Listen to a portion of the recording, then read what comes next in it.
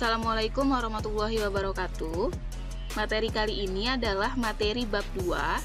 Setelah sebelumnya kita telah membahas materi bab 1 tentang karakteristik wirausaha. Materi bab 2 membahas tentang analisis peluang usaha dan perencanaan produk usaha. Kompetensi dasarnya dari aspek pengetahuan menganalisis peluang usaha produk barang atau jasa. Dari aspek keterampilan, merencanakan produk usaha. Apa itu peluang usaha? Peluang usaha berasal dari dua kata, peluang dan usaha. Peluang berarti kesempatan, dan usaha berarti suatu perbuatan untuk mengarahkan tenaga dan pikiran dalam meraih target atau tujuan. Nah, dari definisi tersebut mungkin kalian bisa menyimpulkan apa arti dari peluang usaha. Peluang usaha merupakan salah satu kesempatan yang dimiliki seseorang untuk mencapai tujuan, baik itu keuntungan, uang, kekayaan, dengan cara melakukan usaha yang memanfaatkan berbagai sumber daya yang dimiliki. Jadi peluang usaha itu kaitannya dengan kesempatan usaha ya, kesempatan membuka usaha baru. Bagaimana sih pengertian peluang usaha menurut para ahli? Mari kita lihat bersama pengertian peluang usaha menurut para ahli. Yang pertama menurut Arif F. Hadi Pranata. Peluang usaha merupakan sebuah risiko yang harus diambil dan dihadapi untuk mengelola dan mengatur segala urusan yang ada hubungannya dengan finansial. Selanjutnya, menurut Thomas W. Zimmerer, peluang usaha merupakan sebuah terapan yang terdiri dari kreativitas dan inovasi untuk memecahkan masalah dan melihat kesempatan yang dihadapi setiap hari. Nah, ini suatu sikap yang memang harus dimiliki oleh seorang wirausaha, yaitu kreatif dan inovatif. Selanjutnya, menurut Robin and Coulter, peluang usaha merupakan sebuah proses yang melibatkan individu atau kelompok yang menggunakan usaha dan sarana tertentu untuk menciptakan suatu nilai tumbuh guna, memenuhi sebuah kebutuhan tanpa memperhatikan sumber daya yang digunakan. Adapun sumber peluang usaha yang pertama dari diri sendiri. Nah, sumber peluang usaha dari diri sendiri ini merupakan sumber peluang usaha yang berasal dari dalam diri kalian masing-masing. Contoh, kalian hobi fotografi. Kemudian, dari hobi kalian bisa menciptakan peluang usaha. Mungkin kalian bisa membuka sebuah usaha jasa pengeditan foto atau jasa untuk pemotretan. Nah, itu bisa kalian ciptakan dari hobi kalian. Nah, itu namanya sumber peluang usaha dari diri sendiri. Selanjutnya, sumber peluang usaha dari lingkungan merupakan peluang yang berasal dari lingkungan yang meliputi sebuah usaha atau bisnis. Contoh, di daerah tempat kalian tinggal ternyata populasi atau jumlah anak kecilnya itu banyak. Nah, itu bisa kalian manfaatkan menjadi sebuah peluang usaha. Mungkin kalian bisa membuka kios jajanan. Nah, anak-anak kan biasanya suka dengan jajan-jajanan. Nah, itu bisa menjadi peluang usaha untuk kalian melihat jumlah anak kecil yang banyak. Selanjutnya berasal dari konsumen. Peluang usaha yang bersumber dari konsumen berarti konsumen bisa menjadi sumber ide dan memberikan saran dalam memperbaiki produk. Misal kalian sudah berjalan nih membuka sebuah kafe. Nah, konsumen datang. Konsumen ini lalu bilang ke kalian atau ke karyawan yang kalian pekerjakan, gimana nih Mbak atau Mas, bisa nggak ini gimana kalau ditambah menunya menu ini kan lagi ngetren bla bla bla gitu.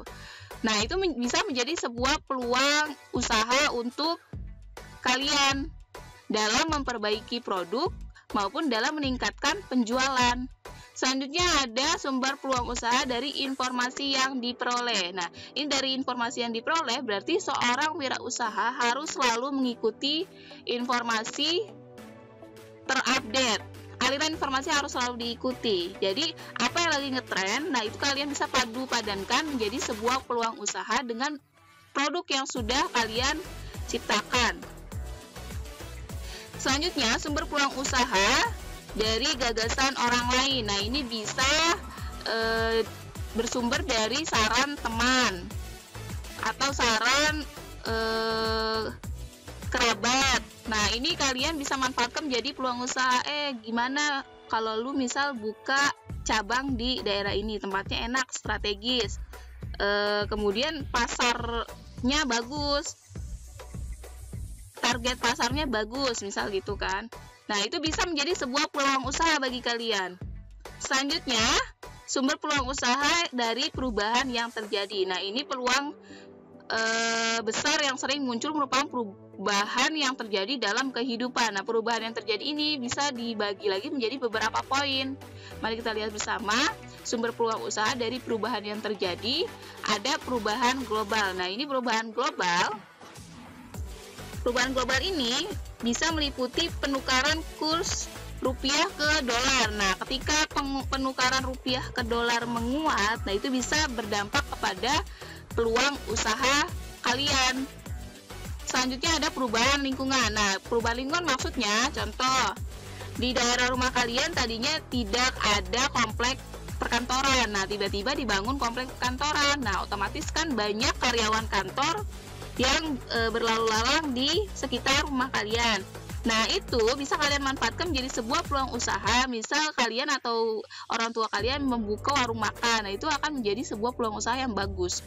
Kemudian selanjutnya ada peluang usaha dari perubahan peraturan pemerintah. Sumbernya dari perubahan peraturan pemerintah. Contohnya apa, Bu? Contohnya, misalnya sekarang sedang digalakkan untuk tidak menggunakan kantong plastik. Nah, itu bisa kalian manfaatkan. Misal kalian menciptakan peluang usaha untuk membuat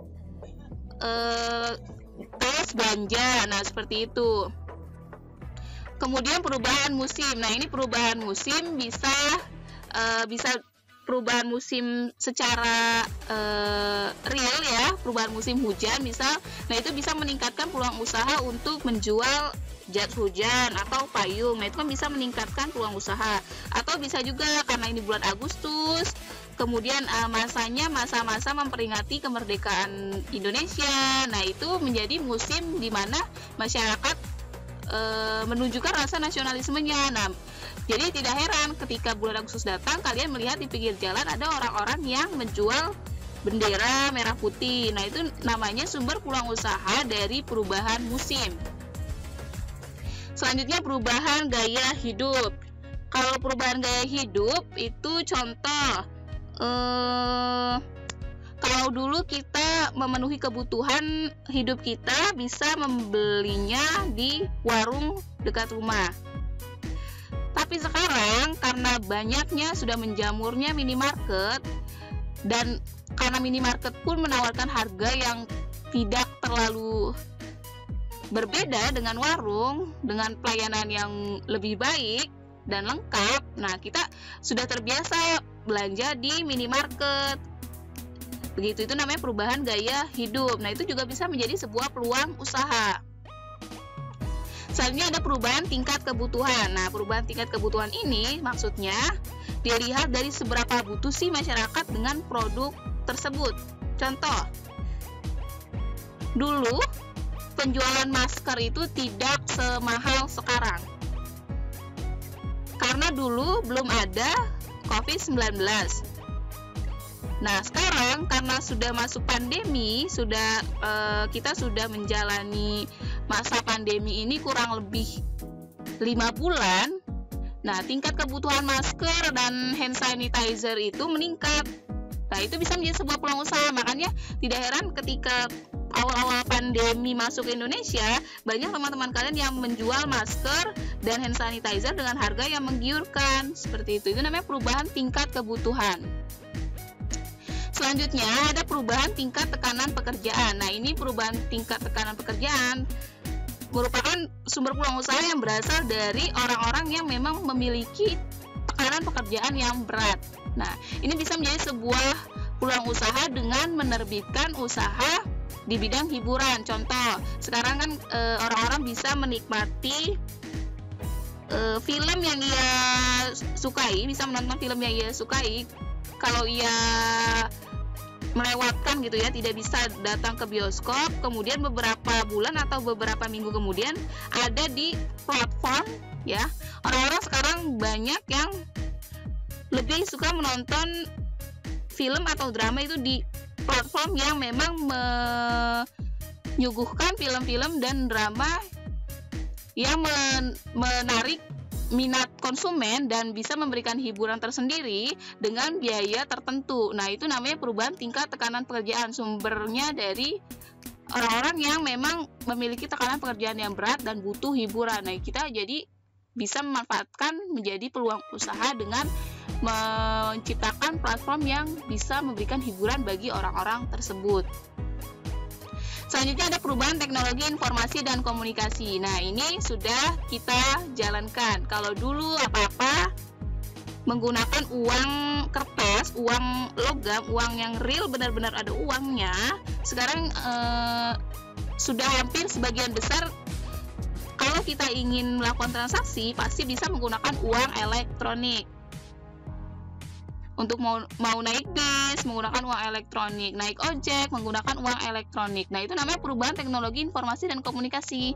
Makanya ini sangat dimanfaatkan oleh orang-orang yang memang betul-betul paham tentang perubahan teknologi untuk menciptakan sebuah peluang usaha yang memang bermanfaat bagi masyarakat. Selanjutnya perubahan tingkat pertumbuhan pemilik kendaraan. Nah, ini nanti dampaknya ke bengkel. Jadi semakin meningkatnya pertumbuhan pemilik kendaraan, makin banyak orang yang punya kendaraan, berarti makin banyak orang yang akan membutuhkan bengkel dan usaha-usaha yang membuka perbaikan kendaraan. Nah, seperti itu. Selanjutnya ada ciri-ciri peluang usaha yang baik dan potensial. Kita bahas ciri-ciri peluang usaha yang baik terlebih dahulu. Yang pertama, asli atau orisinal. Nah, ya, usahanya idenya harus asli dan orisinal. Selanjutnya harus bisa mengantisipasi perubahan persaingan di pasar. Di materi sebelumnya saya sudah jelaskan bahwa seorang wirausaha memang harus memiliki analisis yang baik terhadap pasar. Jadi mereka bisa membaca dengan baik persaingan pasar agar dapat mempertahankan usahanya. Harus sesuai dengan keinginan. Selanjutnya, terdapat keyakinan bisa mewujudkannya. Nah, ini kalau kita sudah mau menciptakan peluang usaha, kita harus yakin dulu kita bisa.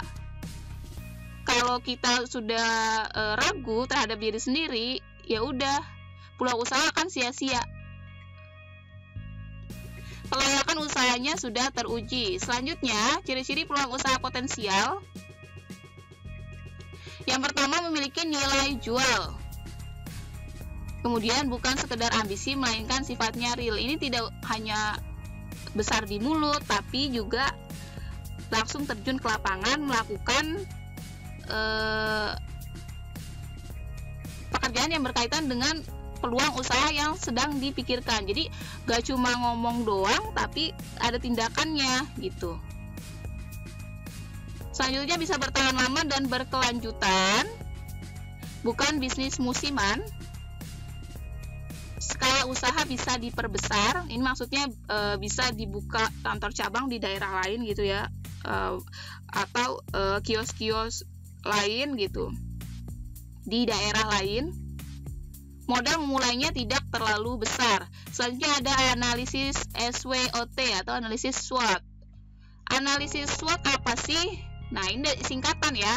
SWOT itu singkatan dari strength, kekuatan, weakness, kelemahan, opportunities, peluang, threats, ancaman.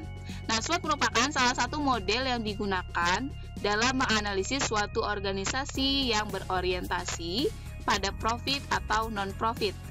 Tujuannya untuk mengetahui keadaan organisasi atau perusahaan tersebut secara komprehensif. Analisis SWOT. S-nya strength atau kekuatan. Nah, ini analisis strength atau analisis kekuatan. Nah, di sini perusahaan dapat menilai sejauh mana sih kekuatan yang mereka miliki selama mereka mendirikan sebuah usaha atau sebuah perusahaan. Kemudian W, weakness atau kelemahan. Nah, ini analisis kelemahan.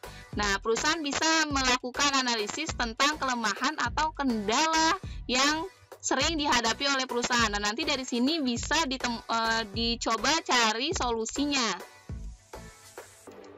Selanjutnya ada opportunity atau peluang. Ini analisis peluang. Analisis peluang ini perusahaan dapat menganalisis kira-kira peluang apa yang bisa didapat dan memberikan keuntungan bagi perusahaan di luar perusahaan tersebut. Selanjutnya ada T, threats atau ancaman. Ini adalah analisis ancaman. Jadi perusahaan menganalisis ancaman-ancaman yang sekiranya akan dihadapi di masa depan atau tantangan-tantangan yang akan dihadapi di masa depan. Fungsi SWOT apa? Fungsi SWOT yang pertama, memasuki sebuah industri yang baru, memutuskan peluncuran produk baru, menganalisis posisi dari perusahaan pada peta persaingan usaha dalam kurun waktu tertentu. Nah, ini istilahnya evaluasi itu ya. SWOT bisa memberikan sebuah evaluasi bagi perusahaan atau usaha yang kalian jalankan. Melihat sejauh mana kelemahan dan kekuatan dari perusahaan. Membuat suatu keputusan saat memecahkan masalah yang memiliki kaitan dengan peluang dan ancaman yang muncul dalam suatu usaha. Faktor internal dan eksternal dalam perspektif SWOT.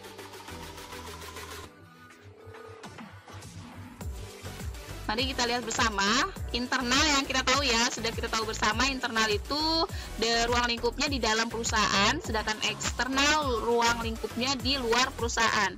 Nah, internal ini memengaruhi terbentuknya strength dan weakness, SW-nya ya. Sedangkan eksternal memengaruhi terbentuknya opportunities dan threats atau OT. Nah, internal itu memengaruhi kekuatan dan kelemahan, terbentuknya kekuatan dan kelemahan perusahaan. Sedangkan eksternal memengaruhi terbentuknya peluang dan ancaman. Internal meliputi apa aja? Yang pertama ada manajemen fungsional, keuangan, pemasaran, operasi, sumber daya manusia, penelitian dan pengembangan, budaya perusahaan, dan informasi manajemen. Sedangkan eksternal meliputi lingkungan industri, bisnis makro, ekonomi, hukum, politik, sosial budaya, dan kependudukan. Selanjutnya, masalah dan solusi dalam menganalisis peluang usaha. Masalah dalam mencari peluang usaha yang pertama, kurangnya objektivitas. Yang kedua, kurangnya kedekatan dengan pasar. Sudah berulang kali saya bahas bahwa seorang wirausaha harus menganalisis pasar dengan baik. Ya, kalau misal dia jauh dari pasar, berarti dia tidak bisa menganalisis dengan baik. Makanya dia perlu sekiranya terjun langsung bagaimana pasar bereaksi atau memberi reaksi terhadap produk yang kalian ciptakan. Kan kelihatan dari analisis SWOT. Pemahaman kebutuhan teknis yang tidak memadai. Diabaikannya kebutuhan finansial, kurangnya diferensiasi produk, pemahaman hukum yang tidak memadai, modal. Nah, sebuah usaha atau ingin menciptakan peluang usaha memang harus kuat di modal. Menunda bisnis, dan gagal melakukan marketing yang jitu. Solusinya apa dalam memecahkan masalah peluang usaha? Yang pertama, mempertahankan sikap objektif dan selalu mencari gagasan bagi produk dan jasa. Nah, ini sering-sering kalian mengobservasi persaingan pasar. Kira-kira apa sih yang sekiranya sedang diminati masyarakat? Nah, itu bisa kalian cari dan menciptakan sebuah peluang usaha dekat dengan segmen pasar yang ingin dimasuki. Selanjutnya, memahami persyaratan teknis dari produk dan menelusuri secara mendetail kebutuhan finansial bagi pengembangan dan produksi. Selanjutnya kita lihat ya, saya beri contoh, kita lihat bersama. Saya beri contoh penerapan analisis SWOT di dalam usaha batik. Oke, yang pertama ada analisis strength atau analisis kekuatan. Kira-kira kalau kita buka usaha batik, peluang usaha batik, kekuatannya apa? Yang pertama, mampu menekan harga produksi karena berkedudukan sebagai produsen dan distributor. Benar sekali. Jadi, karena Indonesia merupakan negara yang memiliki hak cipta batik, maka kita ini sebagai produsen dan distributor, kita tidak perlu harus impor dulu dari negara lain yang membutuhkan biaya yang besar. Tidak, karena batik ini adalah ciri khas Indonesia, maka semua dilakukan di negara ini dan kita sebagai produsen dan distributornya. Selanjutnya, produk dijual dengan grosir dan retail dengan harga yang terjangkau dan memiliki kualitas terjamin. Memiliki kualitas yang mampu bersaing dan harga yang terjangkau. Ini sama ya poinnya sebenarnya. Tersedia tempat produksi sendiri sehingga mengurangi biaya produksi. Adanya bisnis online yang mampu mempermudah dalam hal pemasaran ya, karena teknologi sudah canggih, maka seorang wirausaha memang harus memanfaatkan betul kemajuan teknologi. Selanjutnya, analisis SWOT usaha batik dari segi weakness atau kelemahan. Analisis kelemahannya apa? Yang pertama, kemampuan dan keterampilan dari SDM yang belum cukup. Nah, karena anak remaja sekarang itu tidak terlalu berminat gitu ya untuk mempelajari bagaimana cara membatik, maka memang SDM-nya mungkin orang-orang yang sudah berusia lanjut yang memang menggemarinya sejak zaman dahulu. Nah, karena perkembangan zaman, kita bangga memiliki batik, kita bangga memakai batik gitu. Jadi ya memang sekedar bangga memakai batik, kita bisa beli batik, tidak ingin mencoba mendalami bagaimana cara membatik atau bagaimana cara membuat batik. Nah, itu merupakan sebuah kelemahan ya. Selanjutnya, SDM kurang ahli dalam mengelola usaha, manajemen produksi, administrasi, dan keuangan. Produk batik terkenal dengan toko yang menjual produk grosir. Nah, karena terkenal dengan grosir, berarti pedagangnya tidak bisa menaikkan harga terlalu tinggi, karena produk grosir itu dikenal dengan harga yang murah. Selanjutnya, kegiatan promosi dan iklan yang kurang. Nah, dari dulu kita nggak pernah ya lihat di televisi atau di radio ada iklan khusus iklan batik. Nggak pernah ada kan? Nggak pernah ada. Kecuali sekarang misalkan kamu lihat di Instagram nggak sengaja. Nah, itu kan bisnis online ya. Dia membuat promosi di Instagram atau di YouTube. Nah, itu baru beda lagi, karena dari dulu kita tidak pernah melihat iklan batik di televisi ataupun radio, maka ini sebuah kelemahan bagi usaha batik gitu. Analisis kelemahannya itu. Selanjutnya, proses produksi masih menggunakan mesin semi tradisional. Analisis SWOT usaha batik dari segi opportunities atau peluang. Yang pertama, banyak wisatawan yang tertarik dengan batik. Nah, ini bisa kalian manfaatkan untuk membuat berbagai macam corak atau motif batik dengan berbagai warna modern. Nah, itu bisa menarik minat wisatawan. Selanjutnya, memiliki target pasar yang semakin luas dan memiliki lokasi yang strategis. Biasanya batik itu dijual di berbagai tempat wisata di Indonesia, mau itu di Jakarta, mau itu di Bandung, mau itu di Jogja, pasti ada tempat-tempat yang menjual baju batik atau produk-produk yang berkaitan dengan batik. Selanjutnya, analisis ancaman atau threats dari usaha batik. Adanya perekonomian tidak stabil. Ya, memang Indonesia negara yang masih harus tumbuh terus, dan penukaran rupiah ke dolar Amerika pun masih memang tidak stabil juga. Jadi ini perlu diperhatikan untuk segi ancaman. Harga dari bahan baku yang tidak stabil sehingga berpengaruh pada biaya produksi dan harga jual. Selanjutnya, persaingan harga di pasaran makin ketat. Iya, memang banyak sekali toko-toko yang menjual batik. Selanjutnya, adanya pesaing yang bekerja sama dengan artis untuk promosi dan munculnya usaha baru yang bergerak dalam bidang yang sama.